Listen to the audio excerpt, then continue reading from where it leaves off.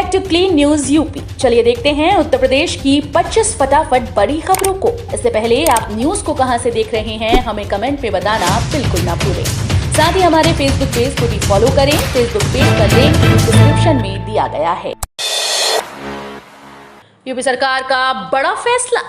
UP की जेलों में आजीवन कारावास की सजा भुगत रहे 546 कैदियों की जल्द रिहाई हो जाएगी। खास बात यह है कि इन सभी कैदियों की उम्र अभी 60 वर्ष से कम है। इन्हें समय से पूर्व रिहाई की प्रदेश सरकार की नीति में बदलाव का लाभ मिलने जा रहा है। आजीवन कारावास की सजा भुगत रहे कैदी की समय पूर्व रिहाई के लिए पहले 60 वर्ष की आयु सीमा निर्धारित की थी। अब राज्य सरकार ने नीतियों में संशोधन कर दिया है। अब जहां चालान वहीं होगा जुर्माने का डिजिटल भुगतान। प्रदेश की ट्रैफिक पुलिस 10,000 POS मशीनों से होगी लैस। यातायात पुलिस को हाईटेक बनाने की दिशा में ट्रैफिक निदेशालय ने एक और कदम आगे बढ़ाया है। इसके तहत अब वाहनों के चालान की रकम के लिए पोस्ट मशीन से मौके पर डिजिटल भुगतान की व्यवस्था की गई है। पूरे प्रदेश के सभी जिलों की ट्रैफिक पुलिस को करीब 10,000 पोस्ट मशीनों से लैस किया जाएगा।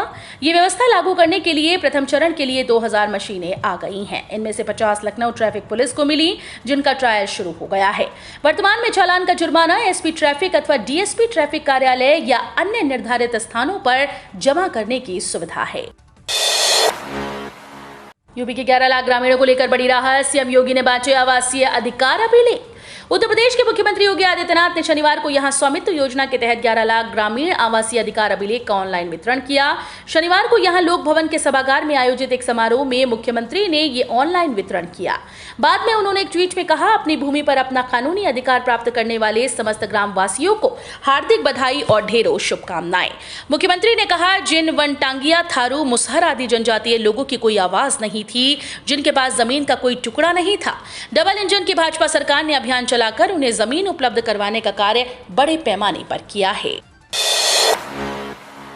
यूपी में आम से बनेगा जाम। लीची और जामुन से शराब बनाने की तैयारी में योगी सरकार। आपने अब तक यही सुना होगा कि अंगूर से शराब बनती है, लेकिन अगर आप शराब के शौकीन हैं तो अब आपको आम, लीची और जामुन से बनी शराब भी पीने को मिलेगी। जी हां, यूपी सरकार अब आम से भी शराब बनाने की तैयारी में है। यूपी में अब आम, लीची और जामुन से शराब बनाने की तैयारी की जा रही है।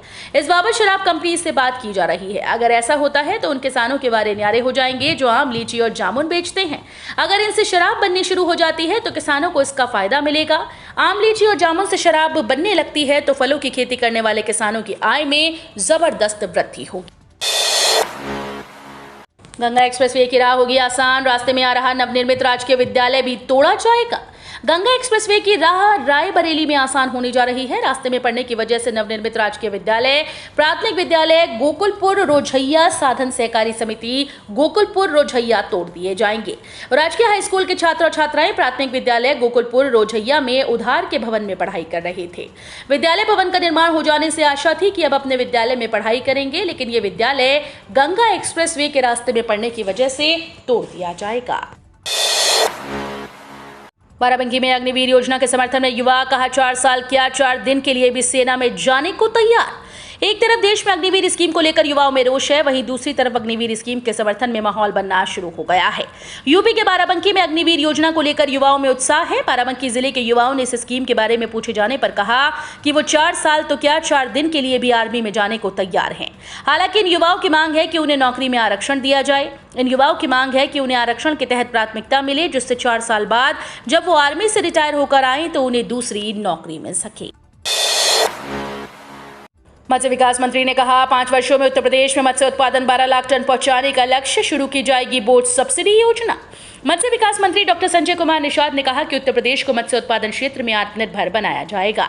प्रधानमंत्री मत्स्य संपदा योजना के अंतर्गत अगले 5 वर्षों के दौरान मत्स्य उत्पादन स्तर को 12 लाख टन तक ले जाने का लक्ष्य है। प्रधानमंत्री मत्स्य संपदा योजना के अंतर्गत संचालित विभिन्न परियोजनाओं के लिए विभाग की ओर से आवेदन आमंत्रित करने के लिए 1 से लेकर 15 जुलाई तक पोर्टल आम जनमानस के लिए खोला जाएगा।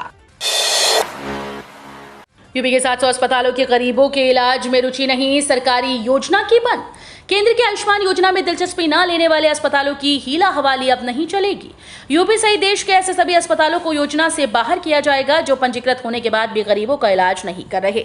यूपी में ऐसे अस्पतालों की संख्या 700 से ज्यादा है जिनकी आयुष्मान योजना में शामिल गरीब तबके के लोगों के इलाज में कोई रुचि नहीं। आयुष्मान योजना में सरकार गरीब लोगों को 5 लाख तक इलाज की मुफ्त सुविधा मुहैया करा रही है। फिलहाल प्रदेश के 3042 अस्पताल इस योजना के तहत सूचीबद्ध हैं। सोमवार को नहीं कर सकते बांके बिहारी के दर्शन, राष्ट्रपति के आने से इन इलाकों में पाबंदी। मथुरा के वृंदावन में कल दोपहर 27 जून को राष्ट्रपति रामनाथ कोविंद का दौरा है। इस दौरान इलाके में कई पाबंदियां रहेंगी, जिसमें मंदिर दर्शन भी शामिल हैं। बांके बिहारी मंदिर में सोमवार को भक्तों के दर्शन की सुविधा बंद रहेगी।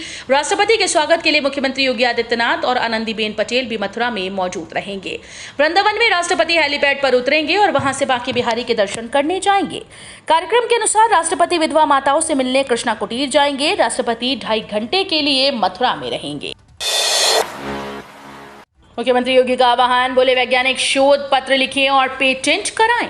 मुख्यमंत्री योगी आदित्यनाथ ने वैज्ञानिकों से आह्वान किया है कि वो जिस क्षेत्र में हैं वहां अधिक से अधिक शोध पत्र लिखें, नए शोध कार्यों और अनुभवों को सामने लाएं, नए शोधार्थियों को उनके बारे में बताएं, राष्ट्रीय और अंतर्राष्ट्रीय जर्नल में शोध पत्रों का प्रकाशन कराएं, शोध कार्यों का पेटेंट कराएं। इससे हम आगे बढ़ेंगे। मुख्यमंत्री शनिवार को AKTU में शुरू हुए 2 दिवसीय विज्ञान भारती के राष्ट्रीय अधिवेशन के उद्घाटन अवसर पर बोल रहे थे। उन्होंने कहा, कोई भी नया ज्ञान विज्ञान है, ज्ञान जहां से भी आए उसे ग्रहण करना चाहिए, यही वैज्ञानिक दृष्टि है। हमारे यहाँ मंत्रों में भी वैज्ञानिक दृष्टिकोण झलकता है। आवास विकास ने ब्याज दरें घटाई, 25 लाख से अधिक की संपत्ति पर 10% ब्याज। आवास विकास परिषद ने आवंटियों को बड़ी राहत देते हुए ब्याज की दरें आधा प्रतिशत घटा दी हैं। प्रमुख सचिव आवास की अध्यक्षता में परिषद मुख्यालय में हुई बैठक में यह प्रस्ताव पास हुआ। बोर्ड में अयोध्या व मथुरा आवासीय योजना के लिए 188 करोड़ रुपए का बजट पास किया गया। आवास विकास में जो प्रस्ताव पास हुआ उसके बाद अब 10 लाख रुपए तक की संपत्ति पर 9.5 के बजाय 9% ब्याज लिया जाएगा। वहीं 10 से 25 लाख रुपए तक की संपत्ति पर 10 के बजाय 9.5% और 25 लाख से अधिक की कीमत वाली संपत्ति पर 10.5 के बजाय 10% ब्याज लिया जाएगा। पाताल पहुंचा पानी, मेरठ के नौचंदी और शास्त्री नगर में 26 मीटर नीचे भूजल। मेरठ शहर में जलस्तर का रोजाना पता करने के लिए अब लगभग 50 स्थानों पर पीजोमीटर और डिस्टिल वाटर रिकॉर्डर लगा दिए गए हैं। दिन में 2 बार सुबह और शाम नेटवर्किंग की मदद से सर्वर पर जलस्तर का आंकड़ा अपडेट होता है। शहर में शास्त्री नगर स्थित कुटी चौराहा और नौचंदी में जलस्तर 26.39 मीटर गहराई तक पहुंच गया है। साल 2017 के बाद आई रिपोर्ट में मेरठ शहर अति दोहित श्रेणी में शामिल है। यह आंकड़ा आने वाले जल संकट की आहट है। जलस्तर को ठीक करने के लिए सरकार से लेकर सामाजिक संगठन लगातार अभियान चला रहे हैं। मॉनसून आने के बाद भी जुलाई में बारिश का संकट, इन जिलों में केवल कुछ दिन मिलेगी राहत।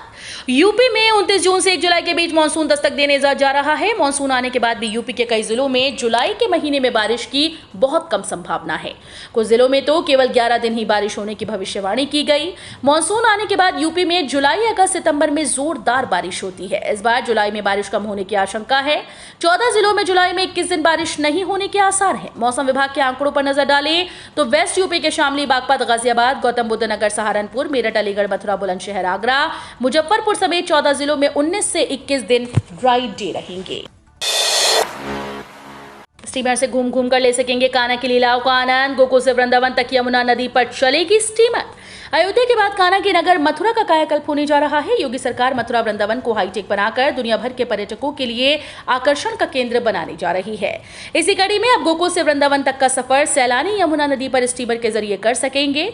भक्ति की भक्ति और रोमांच का रोमांच। योगी सरकार की इस नई योजना पर नई दिल्ली ने भी मोहर लगा दी। दिल्ली में केंद्रीय मंत्री और सीएम योगी आदित्यनाथ के बीच बैठक में इस पर फैसला हुआ। अब जल्दी इसको लेकर काम शुरू हो जाएगा। लखनऊ, गोरखपुर और अलीगढ़ समेत यूपी के 18 बस अड्डों को आधुनिक बनाने की तैयारी में योगी सरकार। यूपी की योगी सरकार बस यात्रियों को अच्छी सुविधा देने के लिए बस अड्डों को अत्याधुनिक बना रही है। परिवहन विभाग 18 बस अड्डों को PPP मॉडल पर विकसित करने की कार्य योजना पर कार्य कर रहा है। आधिकारिक सूत्रों ने शनिवार को बताया कि यात्री सुविधाओं को बेहतर बनाने की दिशा में ये एक महत्वपूर्ण कदम है। बस अड्डों के निर्माण के लिए ई-टेंडर की प्रक्रिया शीघ्र ही शुरू की जाएगी। इस संबंध में बिडर्स के सुझावों के दृष्टिगत प्रस्ताव तैयार करके शीघ्र ही शासन की अनुमति के लिए भेजा जाएगा। किशोरियों के खिलाफ अपराध पर नकेल, 100 दिन में 39 को सजा दिलाकर यूपी में नंबर 1 बना बनारस। बेटियों के खिलाफ अपराध करने वालों पर नकेल कसने के मामले में यूपी पुलिस तेजी से काम कर रही है। अकेले वाराणसी में किशोरियों के साथ अपराध के मामलों में पिछले 100 दिन में 49 में से 39 मामलों में सजा दिलाई गई है। कोर्ट में प्रभावी पैरवी के कारण ही वाराणसी की कमिश्नरेट पुलिस को यह सफलता मिली है। इसी पैरवी का असर है कि यूपी में वाराणसी नंबर 1 है। डीजीपी की तरफ से जारी सूची में वाराणसी के बाद बरेली और गाजीपुर का नंबर है। शकुनियों ने सत्य के विरुद्ध लाक्षागृह सजाया। गुजरात दंगों पर फैसले के बाद सीएम योगी का विपक्ष पर हमला। सुप्रीम कोर्ट ने गुजरात दंगों के मामले में प्रधानमंत्री नरेंद्र मोदी को एसआईटी की तरफ से दी गई क्लीन चिट को बरकरार रखा। इसे सीएम योगी ने सत्य की जीत बताया। कोर्ट की तरफ से आए फैसले के बाद योगी ने विपक्षी नेताओं पर भी हमला किया। सीएम योगी ने बिना किसी का नाम कांग्रेस पर लिए हमला किया और कहा कि षड्यंत्रकारियों को देश से सार्वजनिक क्षमा मांगनी चाहिए। सीएम योगी ने ट्वीट करते हुए लिखा कि शक्नियों ने सत्य के विरुद्ध लाक्षागृह सजाया, किंतु सत्य सकुशल बाहर आ गया। माननीय सुप्रीम कोर्ट के द्वारा गुजरात दंगों के संबंध में आदरणीय प्रधानमंत्री जी को दी गई क्लीन चिट सत्य के सकुशल व विजयी होने का उद्घोष है। राष्ट्रपति चुनाव में भाजपा के उम्मीदवार का समर्थन करेंगी मायावती, विपक्ष पर बोला हमला। बहुजन समाज पार्टी के अध्यक्ष मायावती ने शनिवार को राजधानी लखनऊ में प्रेस कॉन्फ्रेंस की। इस दौरान मायावती ने राष्ट्रपति चुनाव को लेकर विपक्ष की बैठक में बसपा को न बुलाए जाने पर हमला बोला। मायावती ने कहा कि हमें सरकार और विपक्ष ने अलग थलग रखा गया। राष्ट्रपति चुनाव में विपक्ष का षड्यंत्र देखने को मिला। हम ये साफ कर देना चाहते हैं कि हमारी पार्टी ने आदिवासी समाज को अपने मूवमेंट का खास हिस्सा मानते हुए द्रौपदी मुर्मू को राष्ट्रपति पद के लिए अपना समर्थन देने का निर्णय लिया है। इस आधार पर होगी कर्मचारियों के महंगाई भत्ते में वृद्धि। केंद्र सरकार 1 जुलाई को अपने कर्मचारियों के महंगाई भत्ते में 5% की बढ़ोतरी कर सकती है, जो कि केंद्र सरकार के कर्मचारियों के लिए बड़ी खुशखबरी है। हालांकि वो समय अब ज्यादा दूर नहीं, क्योंकि ऐसी जानकारी मिल रही है कि 1 जुलाई 2022 को सरकार कर्मचारियों के महंगाई भत्ते में 5% तक की बढ़ोतरी कर देगी। फिलहाल कर्मचारियों को 34% महंगाई भत्ते का लाभ मिल रहा है। पीएम किसान के नियमों में बड़ा बदलाव, अब जमा करना होगा ये डॉक्यूमेंट। पीएम किसान सम्मान निधि योजना में फिर से बड़ा बदलाव हुआ है। अब किसान योजना में रजिस्ट्रेशन के लिए राशन कार्ड को अनिवार्य कर दिया गया। अगर आप भी किसान योजना के लाभार्थी हैं तो तत्काल ही राशन कार्ड बनवा लें। पीएम किसान पोर्टल पर राशन कार्ड नंबर दर्ज करना अनिवार्य हो गया। आपको अपने पंजीकरण पर राशन कार्ड नंबर देना अनिवार्य होगा। वही राशन कार्ड की अनिवार्यता के साथ ही पंजीकरण के दौरान दस्तावेजों की सिर्फ सॉफ्ट कॉपी बनाकर पोर्टल पर अपलोड भी करनी होगी। 3 जुलाई को बुंदेलखंड एक्सप्रेसवे का उद्घाटन कर सकते हैं पीएम मोदी। दिल्ली का सफर होगा आसान। प्रधानमंत्री नरेंद्र मोदी 3 जुलाई को बुंदेलखंड एक्सप्रेसवे का उद्घाटन कर सकते हैं। अपर मुख्य सचिव गृह एवं मुख्य कार्यपालन अधिकारी उत्तर प्रदेश एक्सप्रेसवे औद्योगिक विकास प्राधिकरण अवनीश कुमार अवस्थी ने इटावा जिले में एक्सप्रेसवे के निर्माण का कार्यों का प्रगति का निरीक्षण किया। बुंदेलखंड एक्सप्रेसवे का 99% निर्माण कार्य पहले ही पूरा हो चुका है। निर्माण एजेंसी को शेष काम 10 दिनों के भीतर पूरा करने का निर्देश दिया गया है। रेल यात्रियों के लिए बड़ी खबर, आईआरसीटीसी ने बदल दिया टिकट बुकिंग का नियम। ऑनलाइन ट्रेन टिकट लेने वालों के लिए जरूरी खबर है। अगर आप भी ऑनलाइन ट्रेन टिकट बुक कर सकते हैं तो जान लीजिए कि इसके नियम में बदलाव हो गया है। अगर आपने नए नियम को फॉलो नहीं किया तो टिकट बुक नहीं कर पाएंगे। दरअसल अब आपको Indian railway catering and tourism corporation से ऑनलाइन टिकट खरीदने के लिए पहले मोबाइल नंबर और ईमेल का वेरिफिकेशन कराना होगा। इसके बाद ही आप टिकट ले सकेंगे। ये नियम उन यात्रियों के लिए है जो लंबे समय से टिकट नहीं खरीदे हैं। आप महज 50 से 60 सेकंड में इसे कर सकते हैं। अग्निवीरों को 4 साल के बाद रेलवे स्टेशन पर मिलेगा ये काम, रेल मंत्री की मोहर का इंतजार। केंद्र सरकार अग्निपथ योजना में लगातार कई सुविधाओं को शामिल कर रही है। इसके तहत अग्निवीरों को सेवानिवृत्त होने के बाद रेलवे स्टेशन पर खान पान और बहुउद्देशीय स्टॉल आवंटित करने पर विचार किया जा रहा है। रेलवे मंत्रालय के एक वरिष्ठ अधिकारी ने बताया कि सरकार की नीति के अनुसार इस वर्ष 40,000 अग्निवीरों को भर्ती की जाएगी। इसमें से 25% अग्निवीरों को सेना में रखा जाएगा और शेष 30,000 को 4 वर्ष के बाद सेवानिवृत्त कर दिया जाएगा। जनधन खाता धारकों को मिली खुशखबरी, अब हर महीने खाते में आएंगे 3,000 रुपए। अगर आपका जनधन का अकाउंट खुला है तो फिर आपके लिए बड़े काम की खबर साबित हो सकती है। सरकार इन दिनों गरीब लोगों की मदद के लिए आगे हाथ बढ़ा रही है, जिसे लेकर सभी में उत्साह देखने को मिल रहा है। अब आपका जनधन योजना के तहत खाता खुला हुआ है तो फिर आपकी खुशी का ठिकाना नहीं होना चाहिए। सरकार ने ऐसे लोगों के लिए एक ऐसी योजना की शुरुआत की जिससे हर महीना पेंशन मिलेगी। घर की छत पर सोलर पैनल लगाकर बिजली बिल से मिलेगी राहत। अगर आप सोलर प्लांट लगवाने की योजना बना रहे हैं तो जानकारी आपके लिए काफी फायदेमंद साबित हो सकती है। अब फायदा उठाने के बाद मालामाल हो जाएंगे और आपकी इनकम में काफी हद तक बढ़ोतरी होगी। दरअसल सोलर प्लांट लगवाना है तो इसके लिए आपके पास शानदार मौका दिया जा रहा है। जी हाँ, आप सरकार से मिल रही छूट को लेकर देखा जाए तो घर की छत पर सोलर प्लांट लगवाने के बाद फायदा ले सकते हैं।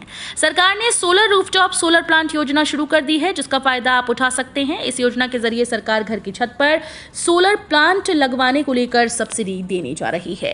तो ये थी आज की 25 फटाफट बड़ी खबरें। अगर आपको न्यूज पसंद आई हो तो वीडियो को लाइक और शेयर जरूर करें। धन्यवाद।